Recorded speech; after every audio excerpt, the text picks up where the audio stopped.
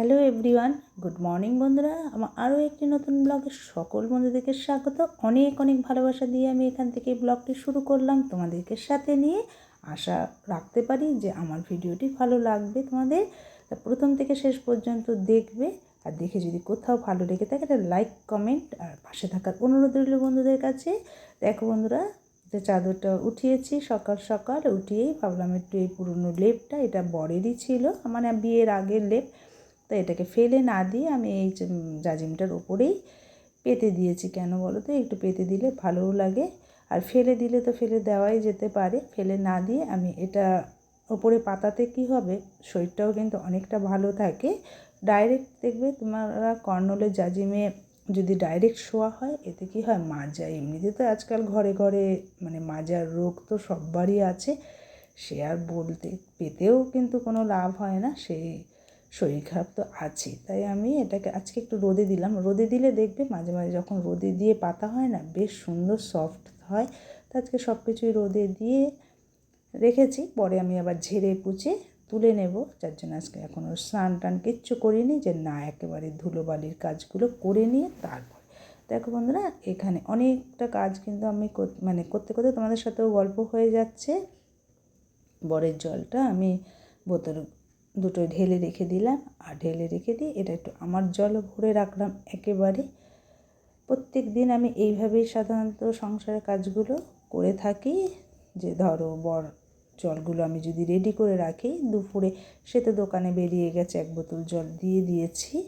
তারপরে যখন আবার দুপুরে খাওয়া দাওয়া হবে, তখন তো আমার জলের প্রয়োজন হবে। একবারে ঢেলে রাখলে আমারও সুবিধা হয়, কাজকর্ম কেন বল একা হাতে করতে হয়। নিজের মতন করেই সংসারটাকে আমি গুছিয়ে নেওয়ার সবসময় চেষ্টা করি।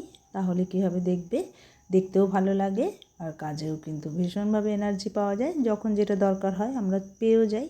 তা দেখো, কালকে মানে লাউটা কাটার সময় আমি এক ফালি আর কি রেখে দিয়েছি, যে না অনেক দিন ধরে একটু মানে আমরা ধরো তেঁতুর ডাল তো খাই, এবার মেয়ের কাছে যাব বলে আর কি ঠিক করে রেখেছিলাম। মেয়ে তো তেঁতুর ডাল হস্টেলের খাবার, বুঝতেই তো পারছো, ওরা যা ইচ্ছে মানে দেয়, ওটা কিন্তু কারোরই মনপ্রত হয় না। তা বাড়ির কাছে যেহেতু, তাও যাওয়া কিন্তু আমার একদমই হয় না। মেয়েই না করে, মা আসতে হবে না, কিন্তু মেয়ে অনেকটা দিন ধরে ছুটি একদমই পাচ্ছে না, আউট পাস নাইট পাস কিচ্ছু নেই। তার জন্য মেয়ের মনটাও একদম ভালো না, বাবার সাথে দেখা হচ্ছে না, বাড়ি আসছে না। আমি ঠিক করে যাবো। তা দেখো বন্ধুরা, এখানে একটু তেঁতুর ডাল করে নিলাম। লঙ্কা টঙ্কা কিন্তু আমি কিচ্ছু দিইনি, যেহেতু বর খাবে। উচ্ছেটাকে পর্যন্ত সেদ্ধ করে নিয়েছি, একটু আদা সম্বার দিয়ে রাঁধুনি ফোড়ন দিয়েছি। আর দেখো, নামাবার আগে একটু সুগার ডাস্ট দিয়েছি, যেহেতু চিনি দেই না, আর একটু চিনি দিলে কি এসব জিনিসের স্বাদও বাড়ে আর কি। তা দেখো, মেয়ের জন্য আমি এক ভাগে তুলে নিলাম, আর কিছুটা আমরা রেখেছি। মাঝখানে বাজারে বেরিয়ে গেছি কাটার পরে, ফ্যাসা মাছ আর ওই ছোটো ছোটো খয়রা মাছ কি বলে, ওগুলোকে একটু নিয়ে আসলাম, যে একটু ভালো করবে, বর আর আমি খাবো। আজকে বাজারে বেশ ইলিশ মাছ দেখেছিলাম, কিন্তু এক দামও করেছি, এতটার দাম যে মেয়ের জন্য নেব, সত্যি জানো না, মানে আমাদের মতো ফ্যামিলিতে ছেলে মেয়ের শখ পূরণ করা ভীষণই কষ্টকর হয়ে থাকে।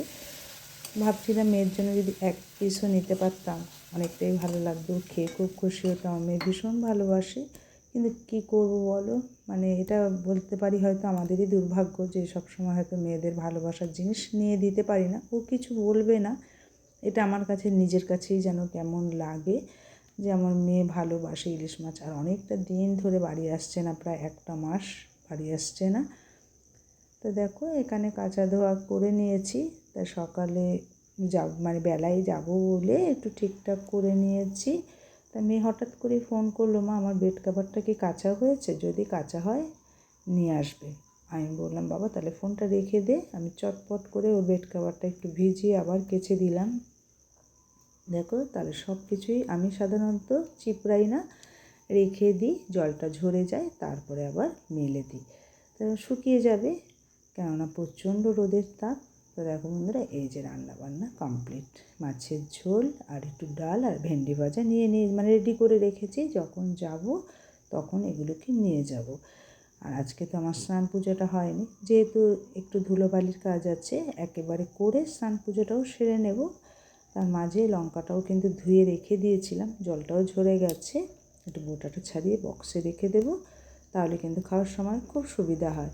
তো দেখো এটা আমি ঘরে তুলে নিচ্ছি। আজকে বালিশ টালিশগুলো সবটাই রোদে দিয়েছি। দেখবে রোদে দিলে জিনিসগুলো কিন্তু ব্যবহার করতে খুব ভালো লাগে। আর এখানে লেপটাও এবার একটু ঝেড়ে ঘরে একটু পেতে দেবো, চাদর টাদর পেতে দেবো, তাড়াতাড়ি আর কি কাজটা করে নেব, কেননা মেয়ের ওখানে বেরোতে হবে তার জন্য। তো দেখো বন্ধুরা, পেতে নিয়ে তারপরে আমি আবার একটু ঘরটা মুছতে হবে, কেননা একটু ধুলো বালি থাকে। দেখবে বিছানার চাদরে যতটা না থাকে এগুলো কিন্তু বেশি থাকে। যখনই ঝাড়া পোছা হয় তখনই ভালো ঘরে কিন্তু বালি পড়ে। হাঁটার সময় তখন কিন্তু বোঝা যায় যে কতটা বালি কিচকিচ করে।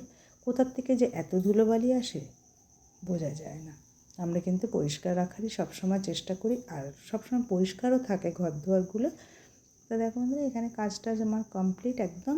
এবার ঘর দুয়ারগুলো একটু ঝাঁটা দিয়ে মুছে নেব, তাহলেই কিন্তু আমার হয়ে যাবে। স্নানটা আর কি সারবো, সেরে পুজোটা করে মেয়ের আর কি লাঞ্চের আগেই আমি পৌঁছে যাব।